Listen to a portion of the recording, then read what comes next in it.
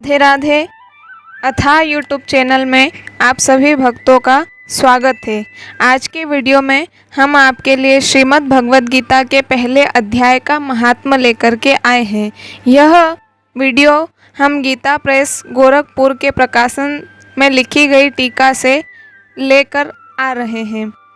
श्रीमद् भगवद गीता के पहले अध्याय का पाठ करने से क्या लाभ होता है, ये इस वीडियो में बताया जाएगा। तो आइए पहले अध्याय का महात्म्य हम सभी श्रवण करते हैं। श्री पार्वती जी ने कहा, भगवान आप सब तत्वों के ज्ञाता हैं। आपकी कृपा से मुझे श्री विष्णु संबंधी नाना प्रकार के धर्म सुनने को मिले जो समस्त लोक का उद्धार करने वाले हैं। देवेश, अब मैं गीता का महात्म्य सुनना चाहती हूँ, जिसका श्रवण करने से श्री हरि में भक्ति बढ़ती है। श्री महादेव जी बोले, जिनका श्री विग्रह अलसी के फूल की भांति श्याम वर्ण का है, पक्षीराज गरुड़ ही जिनके वाहन हैं, जो अपनी महिमा से कभी च्युत नहीं होते तथा शेष नाग की सैया पर शयन करते हैं, उन भगवान महाविष्णु की हम उपासना करते हैं। एक समय की बात है, मूर दैत्य के नाशक भगवान विष्णु शेषनाग के रमणीय आसन पर सुखपूर्वक विराजमान थे।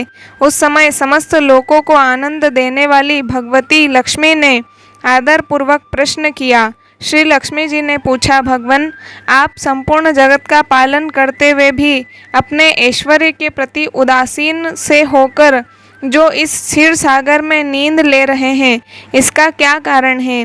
श्री भगवान बोले, सुमुखी, मैं नींद नहीं लेता हूँ, अपितु तत्व का अनुसरण करने वाली अंतर्दृष्टि के द्वारा अपने ही माहेश्वर तेज का साक्षात्कार कर रहा हूँ। देवी, यह वही तेज है जिसका योगी पुरुष कुशाग्र बुद्धि के द्वारा अपने अंतःकरण में दर्शन करते हैं तथा जिसे मीमांसक विद्वान वेदों का सार तत्व निश्चित करते हैं। वह माहेश्वर तेज एक अजर प्रकाश स्वरूप आत्मरूप रोग शोक से रहित अखंड आनंद का पुंज निष्पंद निरीह तथा द्वैत रहित है।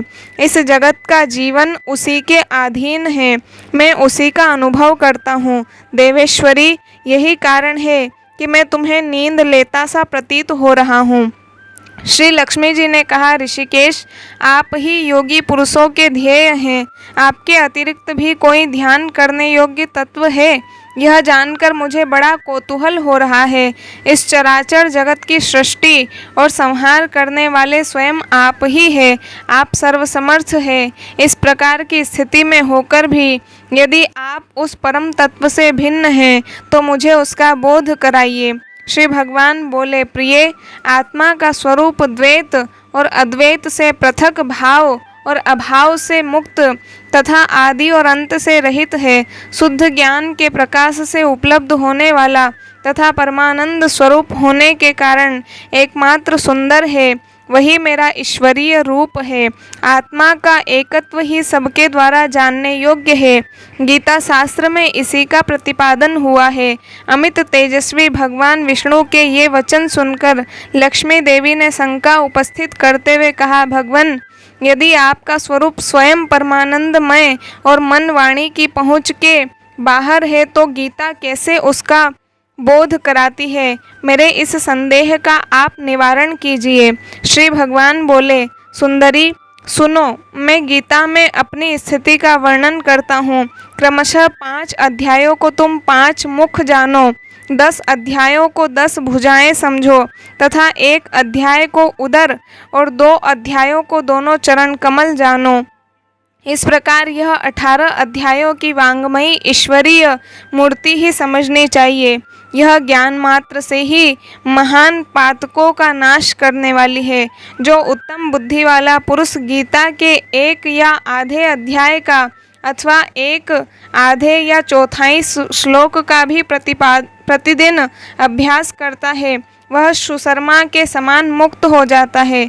श्री लक्ष्मी जी ने पूछा, देव, सुशर्मा कौन था?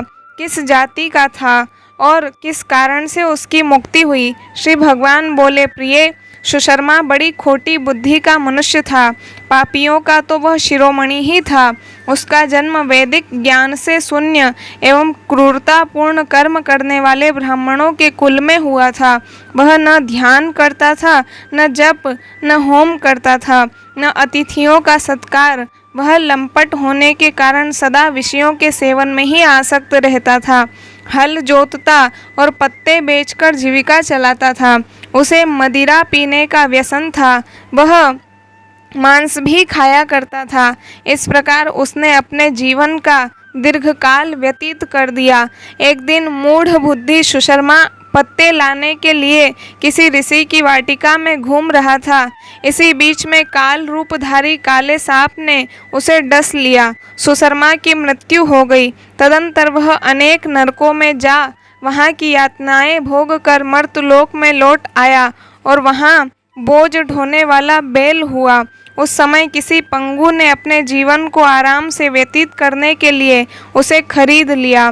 बैल ने अपनी पीठ पर पंगु का भार ढोते हुए बड़े कष्ट से 7-8 वर्ष बिताए। एक दिन पंगु ने किसी ऊंचे स्थान पर बहुत देर तक बड़ी तेजी के साथ उस बैल को घुमाया। इससे वह थककर बड़े वेग से पृथ्वी पर गिरा और मूर्छित हो गया। उस समय वहाँ कुतूहलवश आकृष्ट हो बहुत से लोग एकत्रित हो गए।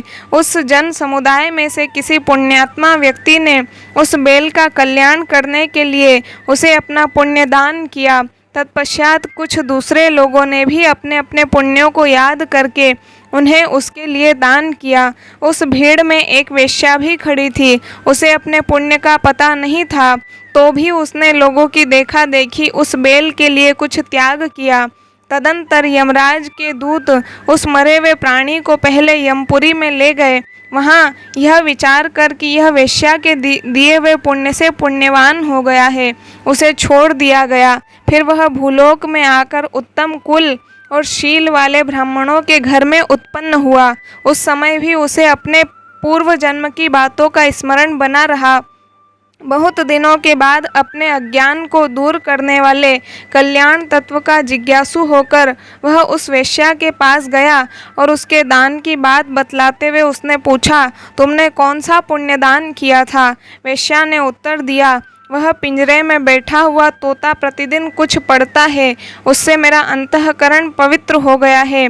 उसी का पुण्य मैंने तुम्हारे लिए दान किया था। इसके बाद उन दोनों ने तोते से पूछा। तब उस तोते ने अपने पूर्व जन्म का स्मरण करके प्राचीन इतिहास कहना आरंभ किया। शुक बोला, पूर्व जन्म में मैं विद्वान होकर भी विद्वत्ता के अभिमान से मोहित रहता था। मेरा राग द्वेष इतना बढ़ गया था कि मैं गुणवान विद्वानों के प्रति भी ईर्ष्याभाव रखने लगा। फिर समयानुसार मेरी मृत्यु हो गई और मैं अनेकों घृणित लोकों में भटकता रहा। उसके बाद इस लोक में आया। सद्गुरु की अत्यंत निंदा करने के कारण तोते के कुल में मेरा जन्म हुआ। पापी होने के कारण छोटी अवस्था में ही मेरा माता पिता से वियोग हो गया। एक दिन मैं ग्रीष्म ऋतु में तपे हुए मार्ग पर पड़ा था। वहाँ से कुछ श्रेष्ठ मुनि मुझे उठा लाए और महात्माओं के आश्रय में आश्रम के भीतर एक पिंजरे में उन्होंने मुझे डाल दिया। वही मुझे पढ़ाया गया। ऋषियों के बालक बड़े आदर के साथ गीता के प्रथम अध्याय की आवृत्ति करते थे। उन्हीं से सुनकर मैं भी बारंबार पाठ करने लगा। इसी बीच में एक चोरी करने वाले बहेलिये ने मुझे वहाँ से चुरा लिया। तत्पश्चात इस देवी ने मुझे खरीद लिया। यही मेरा वृत्तांत है जिसे मैंने आप लोगों से बता दिया। पूर्व काल में मैंने इस प्रथम अध्याय का अभ्यास किया था, जिससे मैंने अपने पाप को दूर किया है। फिर उसी से इस वेश्या का भी अंतःकरण शुद्ध हुआ है और उसी के पुण्य से ये द्विज श्रेष्ठ सुशर्मा भी पाप मुक्त हुए हैं। इस प्रकार परस्पर वार्तालाप और गीता के प्रथम अध्याय के महात्मा की प्रशंसा करके वे तीनों निरंतर अपने अपने घर पर गीता का अभ्यास करने लगे। फिर ज्ञान प्राप्त करके वे मुक्त हो गए। इसलिए जो गीता के प्रथम अध्याय को पढ़ता, सुनता अथवा अभ्यास करता है, उसे इस भवसागर को पार करने में कोई कठिनाई नहीं होती। इस प्रकार से हमने सुना कि सुशर्मा नाम का व्यक्ति जो अपने पापों के कारण बैल बन गया था। उसने पहले अध्याय को पढ़ा नहीं, सुना भी नहीं। उसको एक वेश्या ने, जो प्रतिदिन पहले अध्याय के पाठ को तोते के मुख से सुना करती थी, उस वेश्या ने अपने हिस्से का कुछ पुण्य उस बैल के हिस्से में प्रदान किया और उस बैल की मुक्ति हो गई। वेश्या ने भी पाठ को पढ़ा नहीं, केवल सुना था और वेश्या भी मुक्त हो गई। तोते ने भी पहले ऋषियों के मुख से पाठ को सुना और आप जानते हैं कि तोता रटने की विद्या में श्रेष्ठ होता है। उसने ऋषियों के मुख से पहले अध्याय का पाठ सुना, फिर उसको रटन किया, उसको पढ़ता रहा और वो तोता भी मुक्त हो गया। अर्थात मुक्त होने के लिए पढ़ना ही आवश्यक नहीं है, सुनने से भी कल्याण हो सकता है। और पहले अध्याय के अंत में आपने सुना कि जो कोई भी गीता के पहले अध्याय का पाठ करता है, सुनता है अथवा अभ्यास करता है, वो भवसागर से पार हो जाता है। अर्थात सुनने का बहुत अधिक महत्व हमारे शास्त्रों में बताया गया है। बहुत जल्दी कोशिश करेंगे कि आपके बीच हम पहले अध्याय की हिंदी व्याख्या लेकर के आएँ। तब तक के लिए राधे राधे। मिलते हैं अगले वीडियो में। जय श्री राधे।